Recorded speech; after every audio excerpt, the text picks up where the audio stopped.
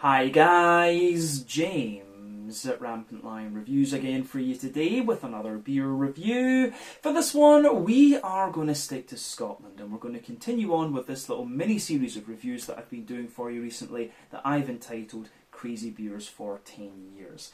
Now, as the name suggests, the whole idea behind this series is to celebrate 10 years of Rampant Lion Reviews being up here on YouTube, and I've been keeping aside some really nice beers over the years that we're now cracking open to see what they're all about, and it's been really interesting so far actually. But the beer we're going to have a look at today is from a brewery that has featured on the channel many times before. These guys are a very recognisable craft beer name across Scotland and across the world these days, perhaps one of the most recognisable craft beer names ever, if we can put it so dramatically.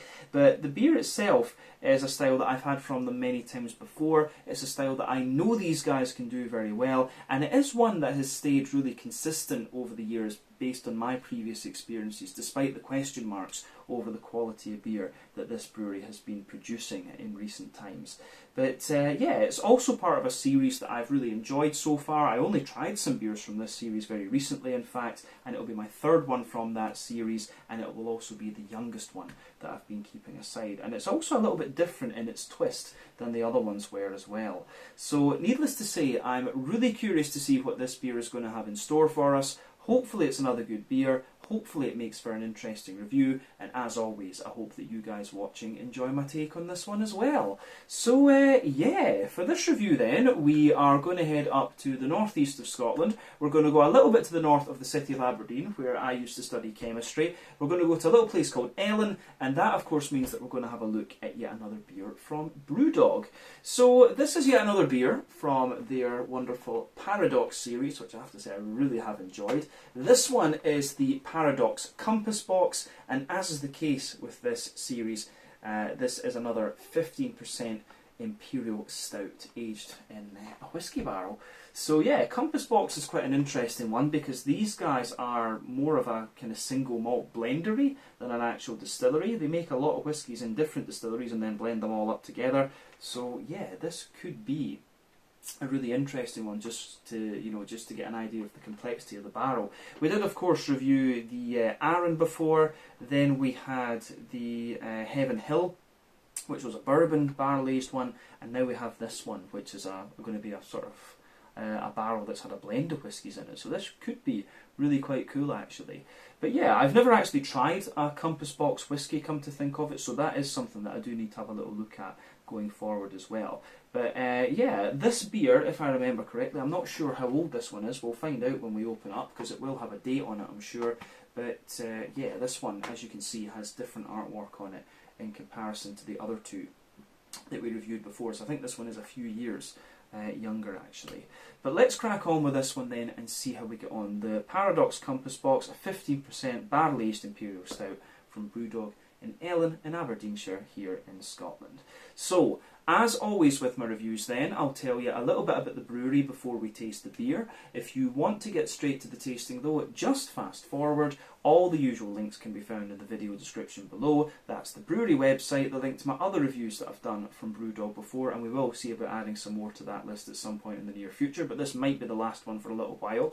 But there's all the usual social media down there. If you want to see more reviews, do please consider subscribing to the channel. The support that you give is massively appreciated, and remember you can go into the channel homepage and search for beer using the geography tagging system. So just go in there, use the little search bar, put in your hometown, state, county, whatever you like. If I've reviewed beers from the area that you search for, they will pop up. Failing that though, you can check out the playlists of beers from different countries. You'll find this one in the Scottish playlist along with a number of other things, and that has been getting added to really quite regularly in recent times. But yeah, check out the playlist of beers from other countries as well. We're going to go on to my brewery notes then and tell you a wee bit about Brewdog once again.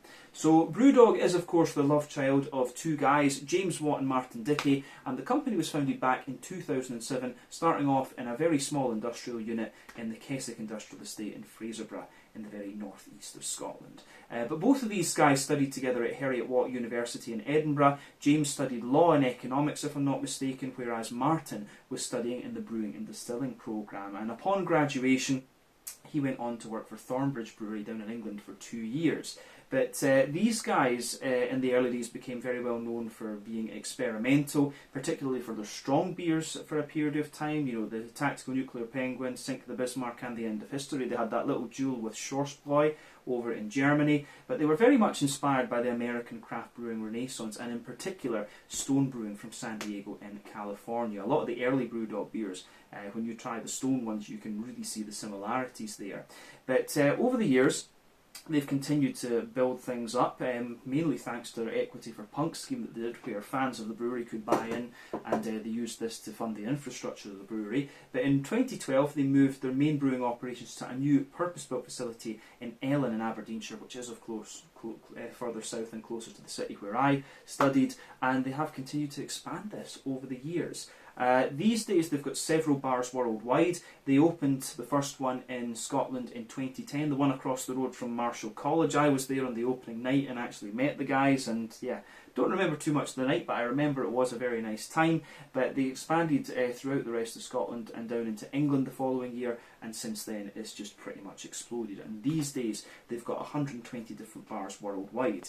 In recent times they've continued to expand that bar network, and they've also expanded their brewing operations as well. They've got a second brewery over in Columbus in Ohio in the US, and that was where they opened up their first hotel, from what I understand, which is known as the Doghouse. And they also took over Stone Brewing's facility in Berlin in Germany, and they have another brewery in Brisbane in Australia as well. They started distilling spirits under the name Lone Wolf Distillery, which is mainly gin, but I do think they have plans to look at doing whisky in the future. And they've also got their Overworks facility, which is just across the road from the Ellon Brewery, or just on the other side of the yard, I'm not sure exactly, but this is where they've been producing some sour beers, and they started releasing those ones in early 2019.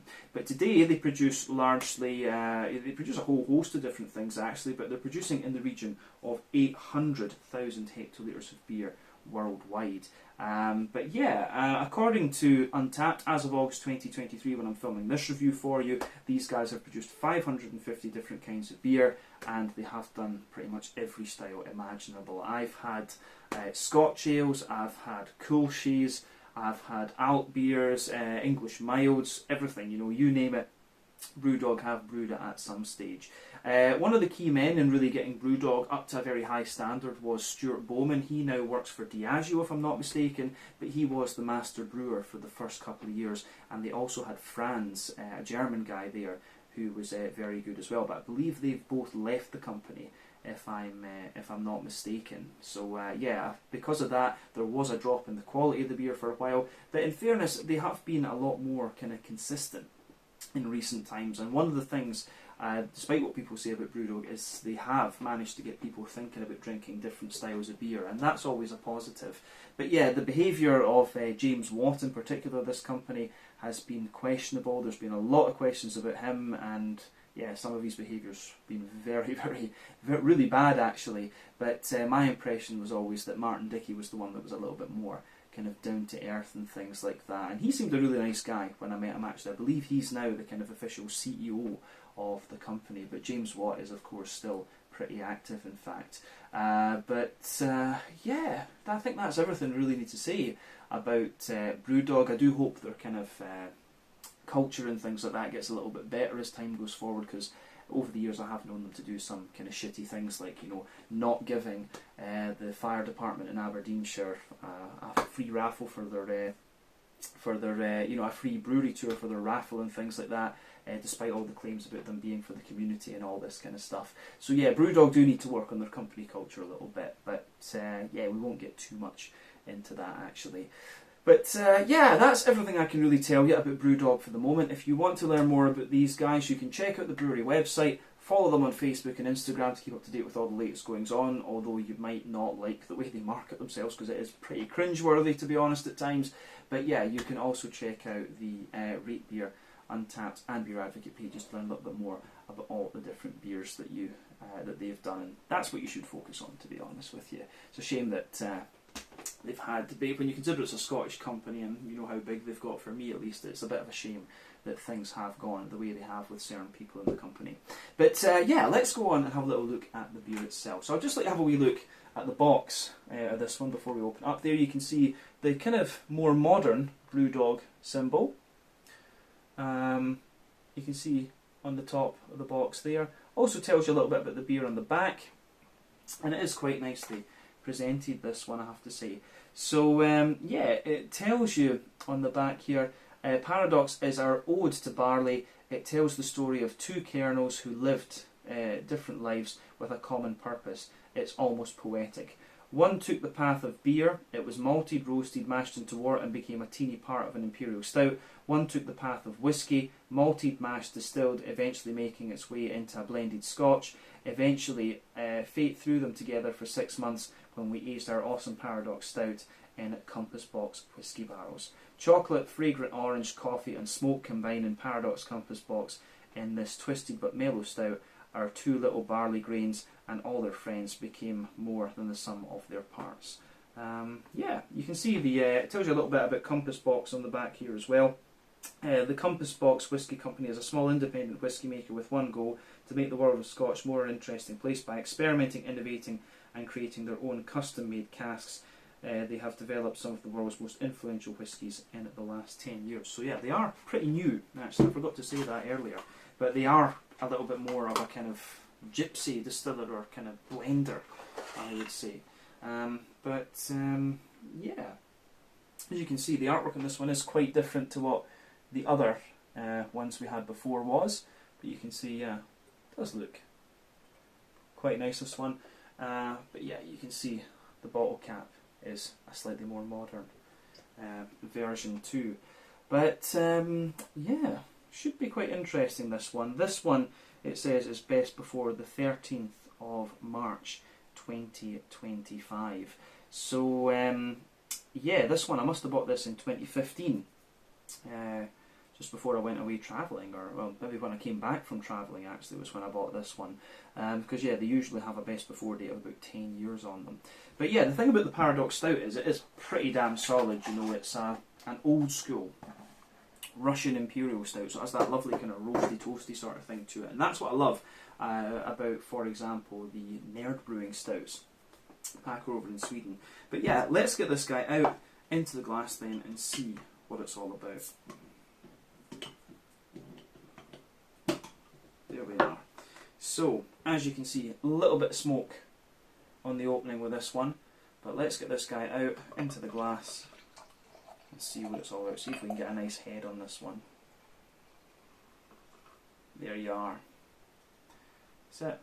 A little bit of sediment visible in the bottom of the glass there, but not too much, I would say. So, I think that's nice. It looks nice like that. But yeah, anyway, you can see that this beer is poured pretty much as you would expect of an Imperial Stout.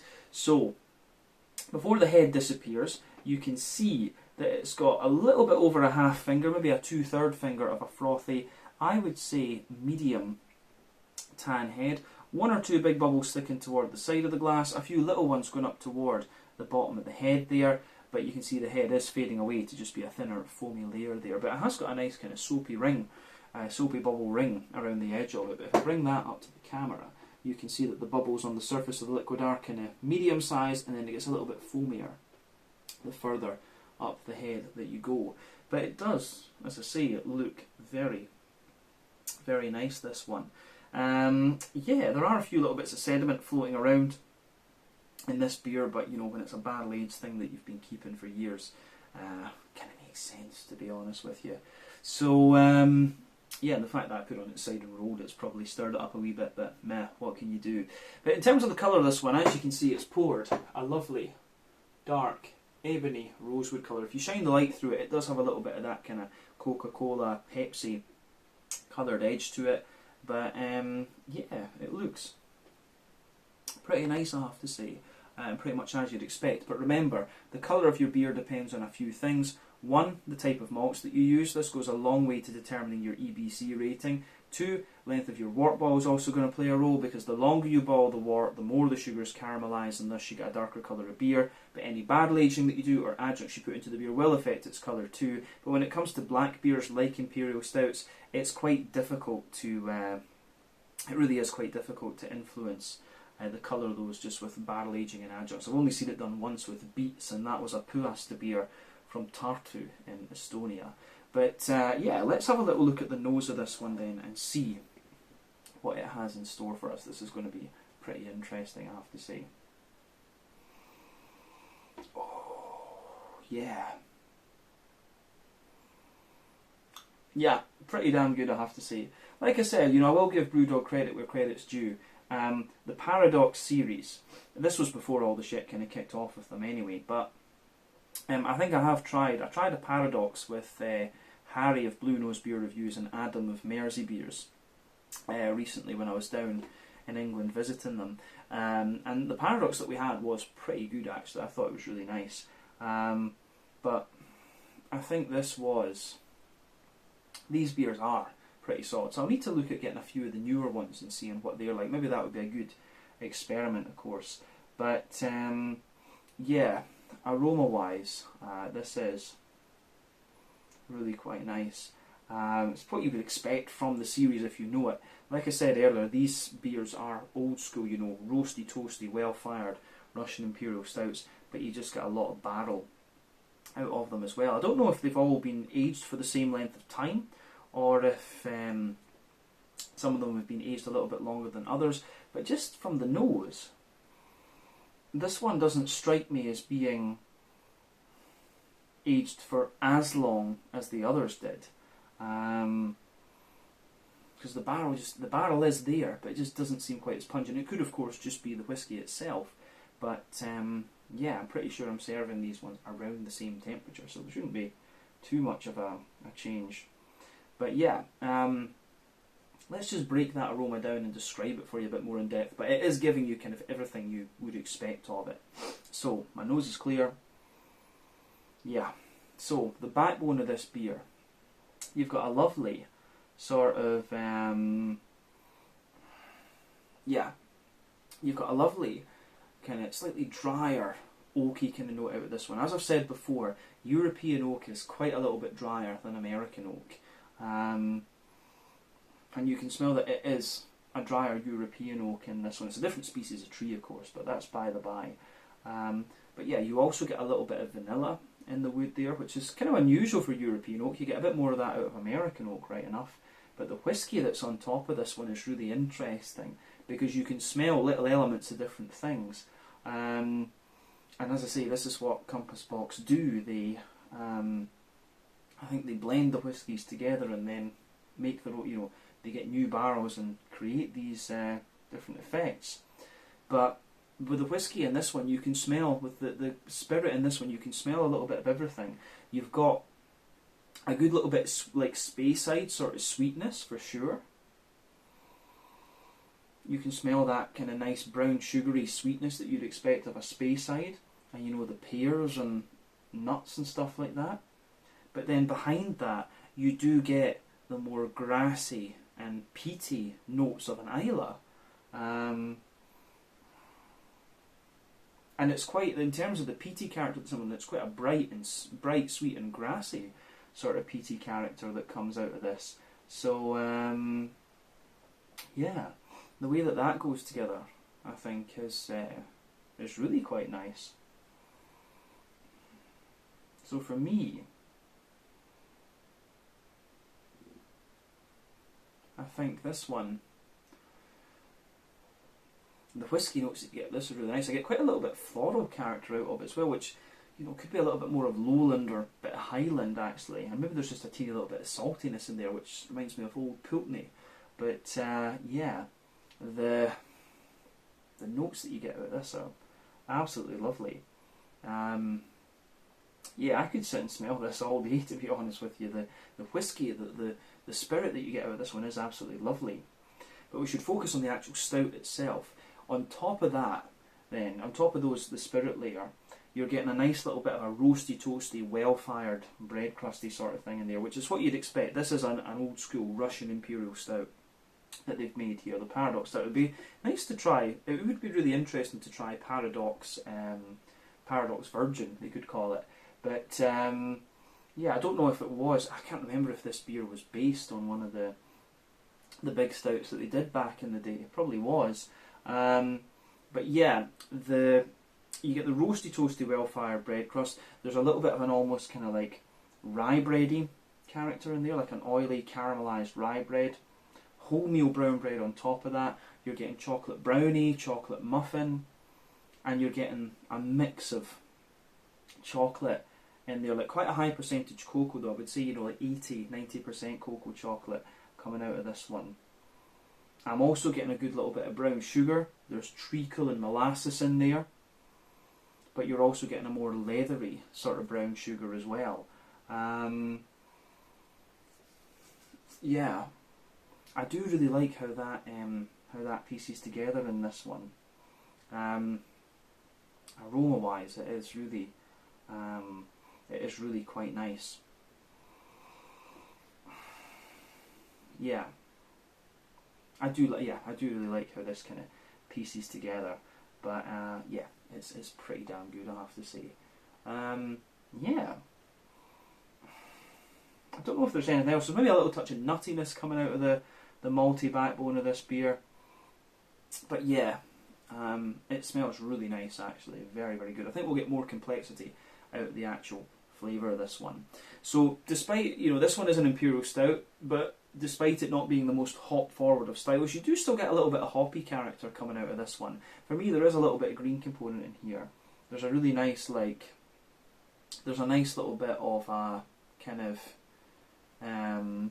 there's a little touch of earthiness in there. I do get quite a little bit of brighter floral character and grassiness coming out of this one. The thing is, as well, with it being a barrel aged beer, a lot of the hoppy character will have dropped out of it, and as I said, the Imperial Stout is not the most hop forward style of beer in the first place, but yeah, still.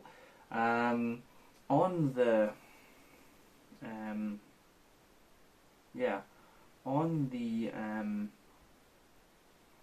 fruity side of things, after that kind of hoppy character, on the fruity side of things, it's there's a few things going on there as well. I get quite a little bit of juicy plum, quite a lot of like definitely a good little chunk of blackcurrant as well. So there's plum, there's a bit of fig in there as well. I'm getting quite a bit of, it's mainly plum, fig and blackberry that's coming out of this one. Like, it's quite bright and sharp in its kind of fruity characteristics. And that I find really quite interesting. I think the other ones were kind of like that as well. But yeah, aroma wise, there's a lot of similarities between this one and the others that we've had from the Paradox series so far, and as I say, I do want to check out some of the newer ones and just see how those are. But as I always say, take a little bit of time and enjoy the aroma of the beer before you get stuck in. There's nothing really surprising about this, but it is just really pretty nice and proper old school as well. I think that's a good way to describe it. So yeah, let's have a taste of this one then and see what it's all about, but always take a bit of time to enjoy that aroma. So this one is the Paradox Compass Box, a 15% Compass Box barrel aged Imperial Stout from Brewdog in Aberdeen, or Brewdog in Ellon in Aberdeenshire in the northeast of Scotland. And this one is about 8 years old at the time that we're drinking this. Let's get stuck in. Slàinte, skål, cheers.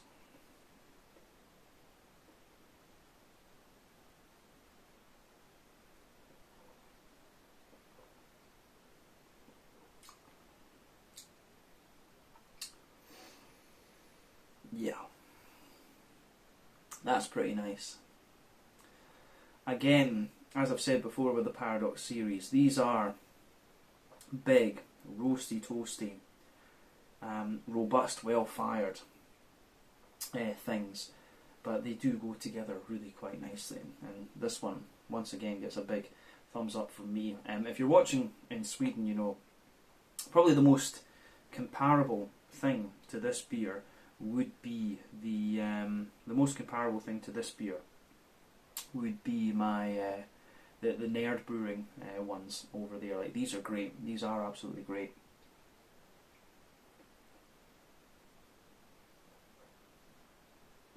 So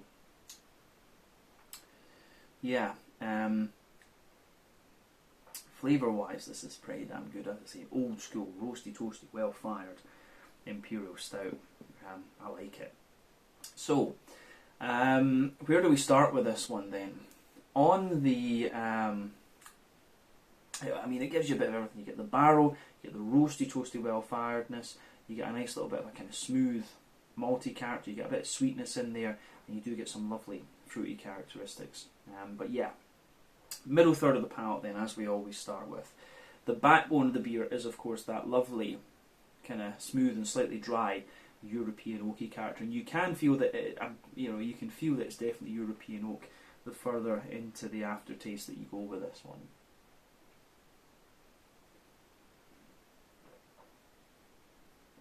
So yeah, the further forward that you go on that middle third of your palate, you can feel the woods toward the front of that middle third of the palate. You get a lovely little bit of you get a little touch of vanilla out of this one, but then above all of the wood you get the spirit layer. And the thing about this one, of course, with Compass Box being more of a blendery rather than anything else, a blender distiller, can we call them that? The spirit that you get out of this one is quite complex. So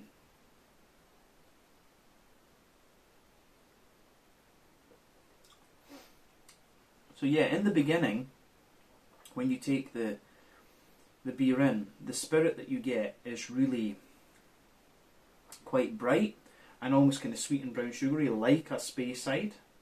But then it very quickly, after the impact, it very quickly gives you more of a kind of Isla, peated sort of thing. But it's quite a, as I say, quite an aromatic, quite a floral peaty character, such as like Bowmore or something like that.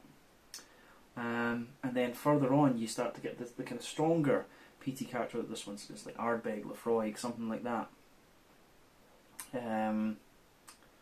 So yeah, in the beginning, as I say, a little bit of Speyside sweetness, but really as the beer matures, or as the flavour matures on your palate, you start to get a more kind of Isla type flavour out of this one.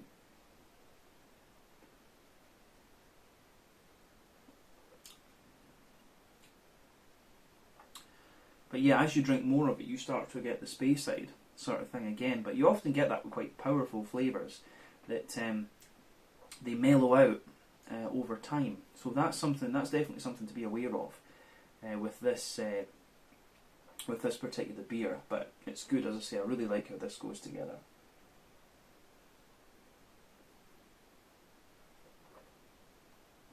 So for me, I think yeah,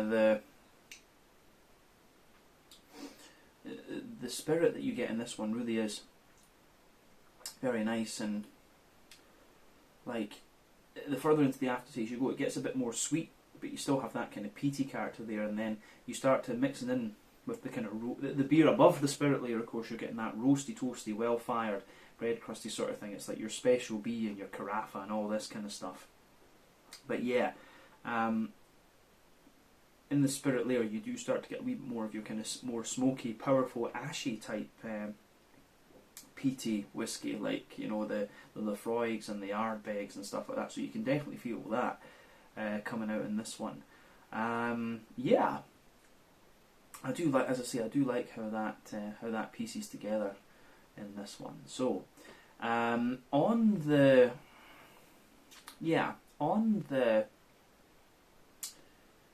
beer side of things, I think we've said everything we need to about the spirit layer in this one. So above that, like I said, you do get that roasty, toasty, well-fired bread crust coming out of this one. Above that, you get a layer of like a kind of more dense rye bread. It feels a little bit caramelised as well. And above that, you've got a sort of more wholemeal brown bready kind of thing. So yeah, rye bread, wholemeal brown bread, and then above that, there's maybe a little bit of like a chocolate brownie,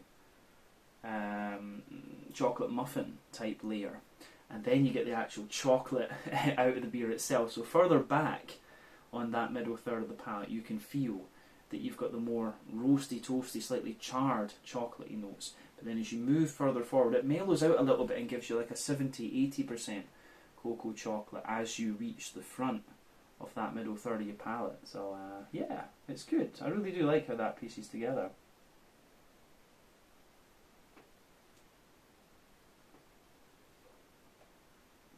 So yeah, for me, the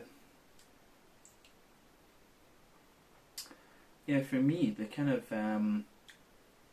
chocolatey layer in this one is quite nice, and it's interesting because through the bready notes I can feel the more peaty notes coming out of the whiskey, just pushing their way up through the sort of bready layers too, which is really interesting. You get this quite sweet sort of almost cow Isla like peat coming up out of this one, which is good too.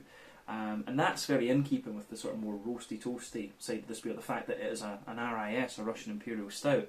But above the kind of chocolatey layer in this beer, you start to get the brown sugars out of this one, so you can feel that there is a kind of leathery brown sugary layer, and above that you get a more toasty brown sugary character for sure. So yeah, leathery brown sugar layer, more toasty, roasty brown sugary character. Then in the dead centre of that,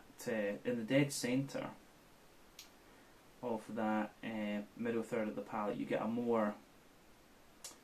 definitely get a little bit more of a kind of like treacle molasses sort of thing coming out of this one. It's very hard to tell with this beer whether it's double mash or it's had a longer wort boil or what. I think it probably is double mash and has had a slightly longer wort boil, because you've got the leathery brown sugars, but you've also got the kind of thick stickiness to the mouthfeel as well. But yeah, in the dead centre of the palate you get that treacle molasses type note, which is the alcohol. As you move further out from the bit of sweet caramel, roasty toasty brown sugar layer underneath it, and then you've got the more leathery brown sugary sort of thing. And just evolving out of the kind of chocolate and the brown sugars and stuff, you get this little bit of nutty character, which is great. So yeah, the way that this beer goes together is really quite interesting, and it gets a thumbs up from me. So yeah, good stuff.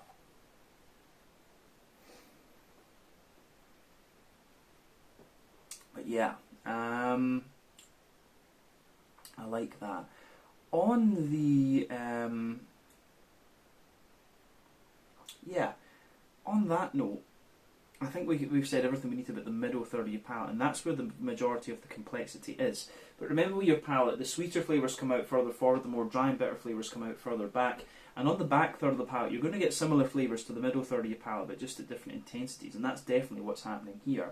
So on the border region between middle and back third of your palate, you're getting a little bit more of that kind of bready character. You can feel the sort of rye bread in the base, and then the kind of brown bread above that.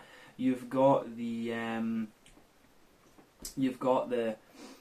of drier oaky wood underneath on the back third of the palate for sure. You've got the spirit in there, which feels a little bit more kind of smoky and Ardbeggy, Lafroigy on that back third of your palate too. Then above that you get the roasty toasty special B, well fired sort of thing. Then you get the kind of rye bready character, which is a little bit lighter and more airy. Then you've got the kind of wholemeal brown bready character sitting above that. And then you have the kind of chocolate muffiny layer too, which is a little bit more, as I say, it's a little bit more kind of,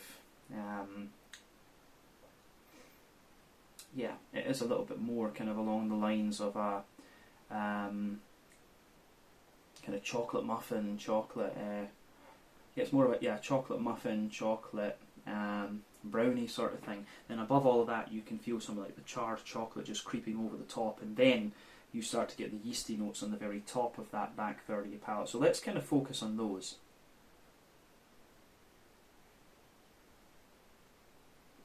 So yeah, the yeasty character in this beer, it feels like a really dense, kind of brown bready type character. I'm worried I'm going to knock that over if I try that, so we're not going to bother. But yeah, you get that nice kind of dense, like sweet brown bready yeasty kind of thing in there. It feels like it's wrapped in a little bit of a sweeter kind of toasty caramel, and you've got a wee bit of like a kind of woody nutty note there as well. But all of that sits on the top of the back third of the palate, so you can definitely feel that the back third of the palate, the flavour is taller. Then as you come further forward into the middle third of your palate, it just kind of condenses down and squashes together that a little bit more. But yeah, I do like how that goes together for sure. Yeah, interesting stuff this one, really is. But let's focus on the green component then for a little bit. So, the back corners of your palate, you've got a nice little bit of earthiness in there for sure. As you move further forward, it's got a little touch of herbal character, and as you push further forward toward the kind of front corners of your palate, you start to get a lot more floral and aromatic notes out of this one, and then round the front curve of the tongue, it's a little bit lighter and more sort of grassy, and the grassiness still has a wee bit of zestiness too, which is kind of interesting, and the floral notes are a bit kind of spicy. So yeah, that's interesting with this. I'm curious to know what the hops are. I know that Brewdog likes to use like Mount Hood and Bravo and stuff like this in their Imperial Stout, so probably something like that going on. But yeah, there is definitely a bit of green component to this one. It's not all about the malts, that's for sure. But yeah, on the green component, I think that's everything we need to say. So let's have a little look at the front third of your palate and the fruity side of things then. So, border region between front third and middle third of your palate. You get a nice little bit of build up in there. There's a little bit of kind of rye bread in the base, but then it's a wee bit more like a kind of chocolate muffin, chocolate brownie sort of thing coming out of this one, which is good.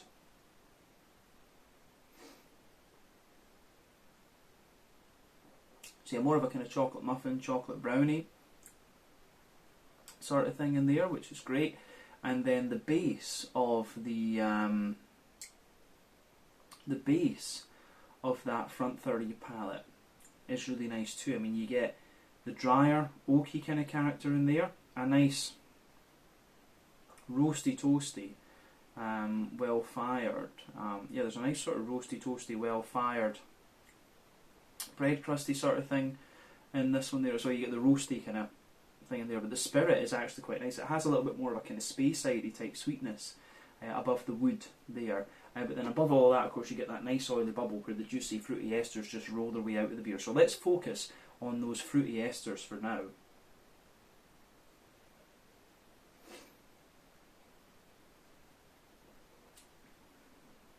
So yeah, nice big juicy red fruits in there.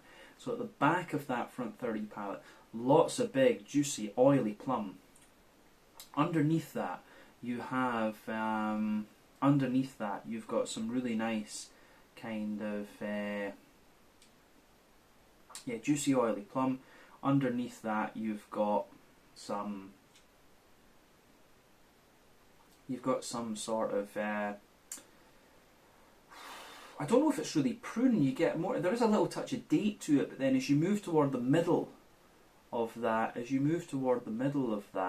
front third of your palate, it's all about the big, oily, figgy characters. And as you reach the front half of the front third of your palate, it's really like there's a bit of black currant under there, more oily black currant, and a bit of blackberry on top. But yeah, with this one, I'm finding that the fruits are very, the really kind of more oily, sharper sort of things. And that's quite interesting too, because that's a little bit different from what I was getting in the other ones. I was getting a bit more of the kind of dry, fruity character too, but this one really is like, yeah, plum, fig, and blackberry, to be honest with you. But it works. It really does work quite nicely. Yeah, I think that's everything we need to say about the flavour of this beer. Let's just round off then with a wee look at the mouthfeel. Obviously the highlight of the flavour is just how complex the spirit is in this one, which if you know what Compots Box do, isn't that much of a surprise, to be honest with you. A mix of Speyside and a mix of Islay going on in this one, I would say. And you get a wee bit more floral character of it as well, such as you get from Highland or Lowland whisky. So yeah, interesting stuff. But let's, as I say, let's look at the mouthfeel then.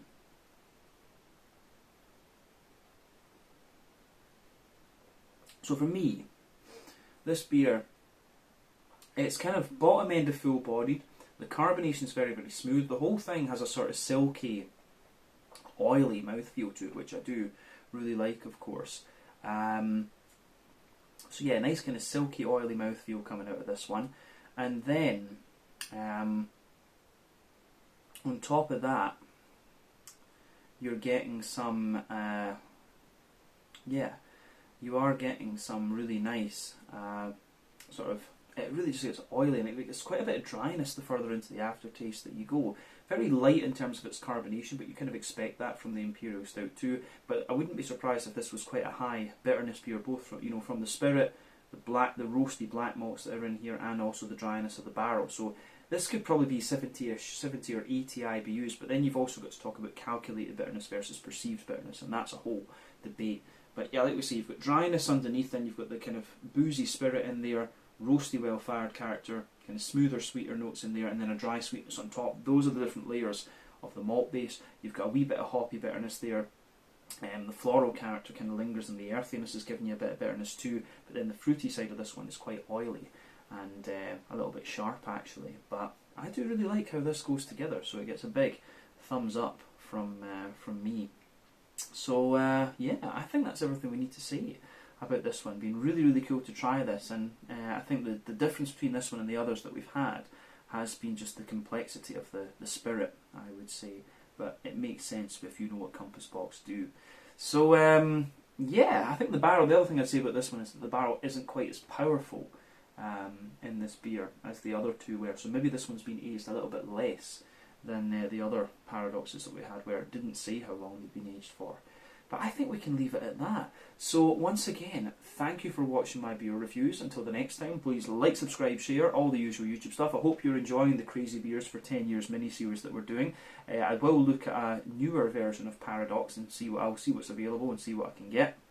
But yeah, it's been really interesting to try these three Paradox beers, and I have really enjoyed them, in fact.